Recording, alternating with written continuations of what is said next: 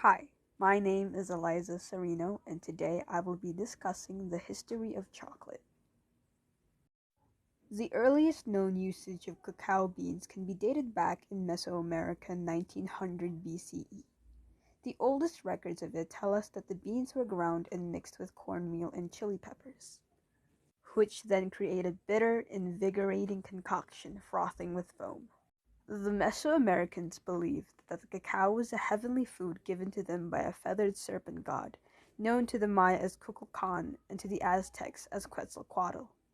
The Aztecs used cacao beans as currency, rewards for successful soldiers, and it was also used in rituals. When Spanish colonists arrived at the court of Montezuma in 1518, it was said that they were given golden cups of this concoction. Once the colonists returned with shipments of the cacao bean, it was commonly used as medicine for ailments, due to its bitter taste.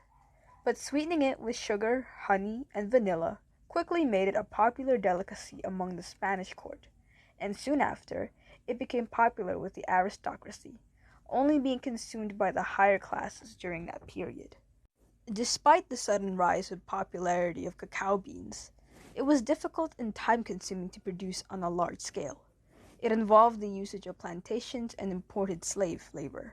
In 1828, the production of chocolate became more rampant with the invention of the cacao press. This invention could separate the cacao's natural fat. This leaves us a powder that could be mixed into a drinkable solution or be recombined with cacao butter, creating what we know now as solid chocolate. During the 20th century, chocolate was no longer considered only for the elite. Thanks to the mass production of chocolate, it was finally introduced into the public as a treat, and not only for the elite. With the high demand for chocolate, the amount of cacao bean plantations increased. However, conditions in said plantations are said to be abusive. Human rights were violated in these plantations with the use of slaves and child labor. It is estimated that 2 million children are affected by this cruel practice, despite the efforts of major chocolate companies to partner with Africa to reduce child labor practices. I think it's important to discuss the many faults that industries we support directly and indirectly. Situations like this are far more common, like with the makeup industry, the tech industry, and so much more. I hope you all learned something new today, and thank you for listening.